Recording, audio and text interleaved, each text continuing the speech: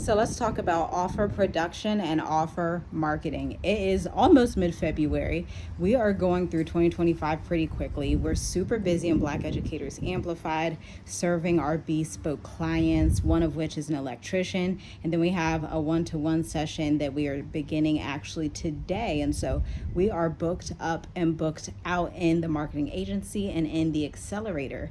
But that doesn't mean that I still can't come on and provide some value to you in case you want to be on the wait list for March and in case you want to amplify your business. Now, I'm going to give you some context. This video is starting because I was watching YouTube earlier and something on my timeline came up. It was posted about 14 hours ago. And it was a sister. She was in tech, probably tech sales or like an account executive role, sales training, sales development, business development for a technology corporation, okay?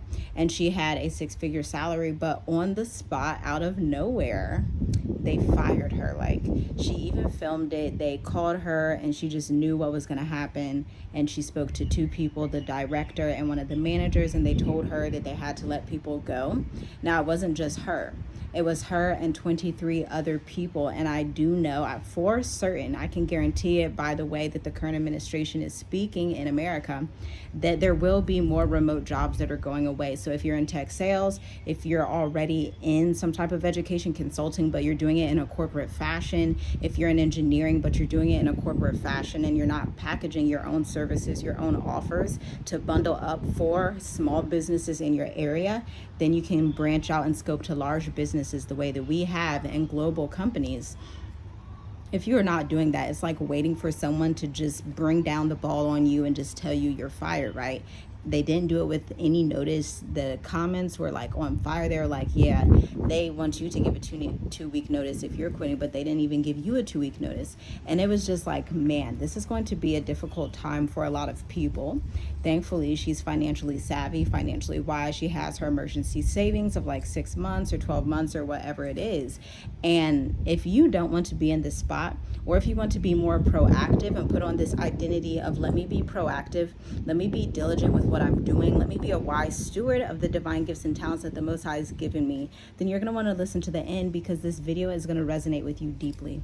I'm Tiffany Garside. I'm an international marketing strategist, founder of Tiffy G Writes, a bespoke real estate and finance firm of 8 going on 9 years in April, co-founder of Journey With Us, this media channel, and co-founder of Black Educators Amplified, our 8-week accelerator, helping new entrepreneurs under 5 years in business use the same sales training and business development that corporations use to apply to their small business, okay? And there are so many reasons this is so important right now. That's just one, the remote firing that's going on. People are getting fired from the remote jobs. Number 2, obviously, the DEI cutbacks. You're going to see that they're not going to be hiring a lot of our people anymore. Our people are going to have to be unified and stick together. And it's not even about like, did you directly benefit from it? It's the message. You know, I'm a writer. I'm all about the message that's being put out there. And so when a certain message is being put out, it has ramifications in the atmosphere, in corporate, in America, in some of these industries, most every industry, especially when I've been working with my clients, it's the same across every industry. Because I was talking to somebody that's an electrician. I'm from healthcare. I've spoken to people in HR and sales and corporate and banking, and everybody says the same thing. The microaggressions across the board are the same. Any industry you go in America, the microaggressions are going to be there for our community. That's ingrained. And if you know that this is something that's a reality, then it makes sense. It's only logical to say, okay, how do I need to prepare to be ready for what's coming next in the world? A lot of people thought with the age of AI, jobs were going to be like out of focus, and they were. There are some jobs that are becoming obsolete. But I think even more so now, it's the message that's being portrayed of let's not hire certain colored people, certain looking people of demographics. Let's cut DEI. Let's stop remote work.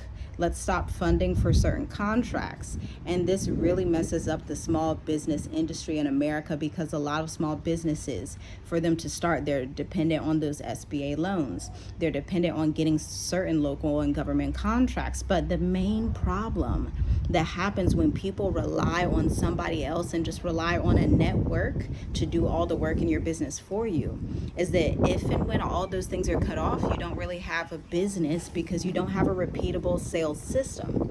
You don't know how to articulate your value. You don't know how to show up online in the way that I am now, confidently, to tell people what it is you do and to amplify yourself. Because I can go to a speaking engagement in Columbus, Ohio, but I'm only one person. It's going to drain my energy. It's going to take a lot of time. Versus if I just work online, show up online, this video is going to get distributed to at least 300 people by the end of the day.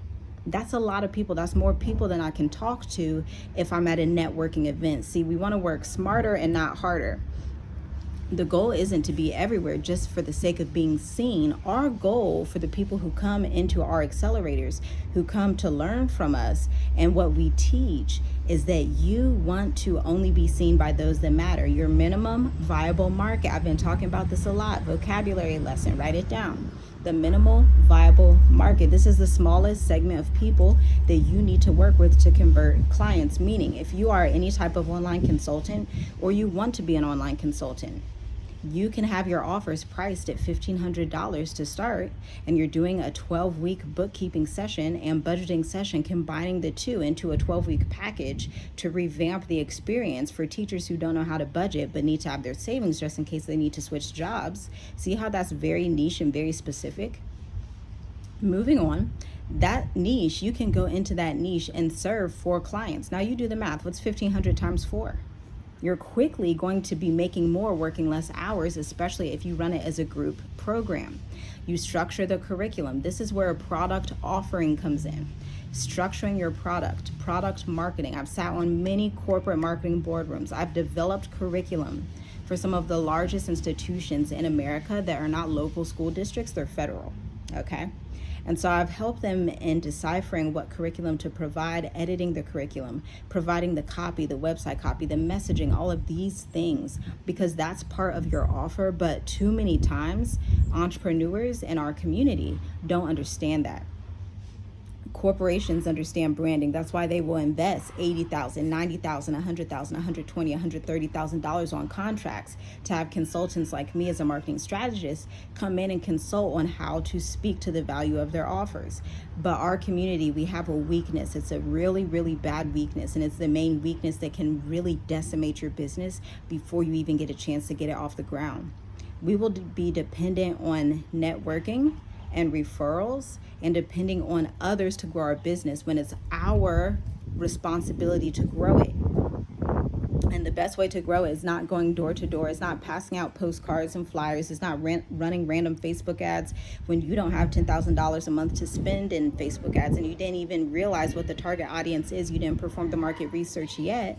The best thing to do is to start with organic marketing. Before any entrepreneur goes into running Facebook ads, they first have to know how to have an organic message, meaning they have to have their mission, their values, their unique selling propositions. They need to have blog content available so that when you run traffic to that website that you should have up, that is well written as it should be, applying to all 4 of the different buyer types, the methodical buyer, the logical buyer, the humanistic buyer, and the emotional buyer, right?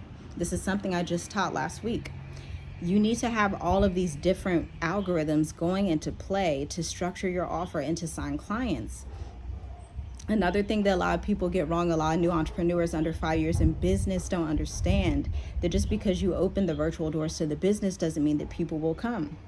And a lot of people are too quiet about their business. This is why I show up daily consistently. Every day I show up in multiple forms, not just on here. I also show up to my email list. I show up on my website. I redistribute content. And then you know what else I've been doing? I've been on Instagram, treating Instagram as a CRM, a client retention management system. How do you do that? I go through and I speak to 10 different entrepreneurs every single day. And I ask them, do you need free email marketing advice? And I don't book a call with them. I give them my free email marketing course.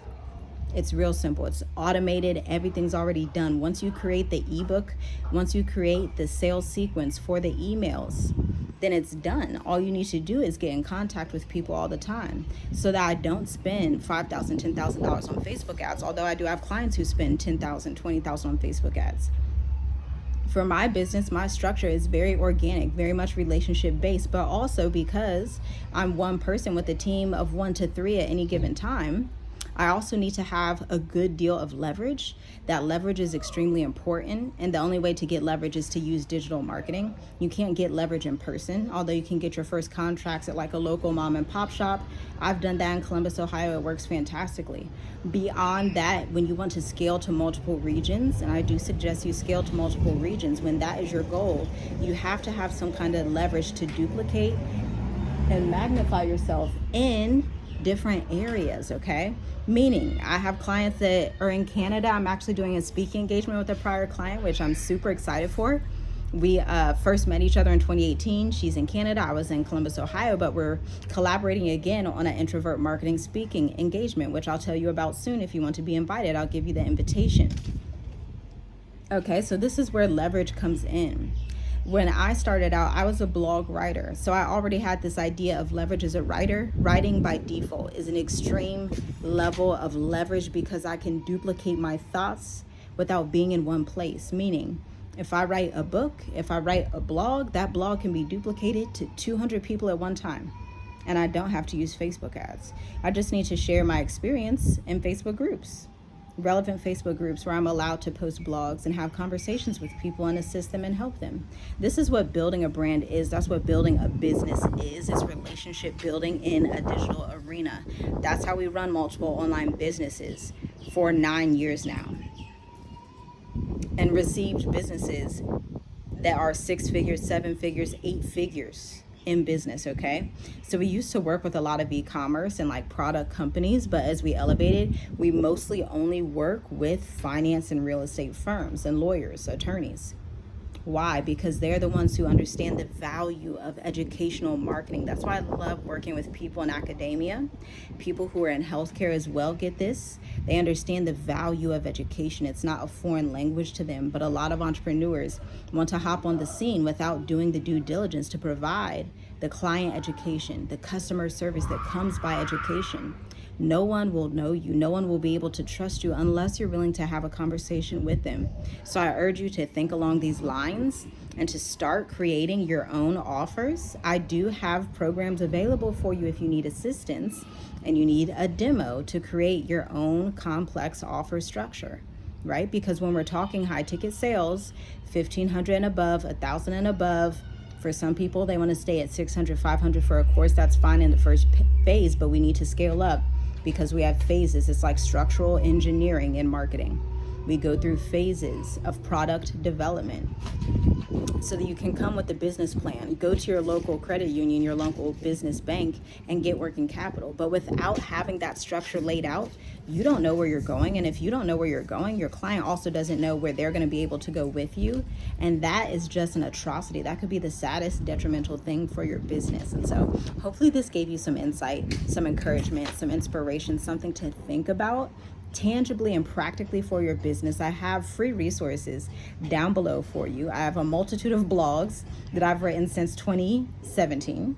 And I also have programs that are open. Black Educators Amplified is not open. You're a little too late for that one. I will announce the next cohort at some time, but I do have to warn you, we've been quite busy and we're going to be doing some fun things with our families soon. And so I'm not sure when cohort 6 will be available. So whatever is available in the description, go ahead and take a look at it before it gets booked up, because I'm telling you, it's February. We are in the busy season of both the agency and the 8-week accelerator and the one-to-one sessions. I cannot wait to see you next time. Like, comment, share, subscribe if you found any value in this content. Shalom, shalom.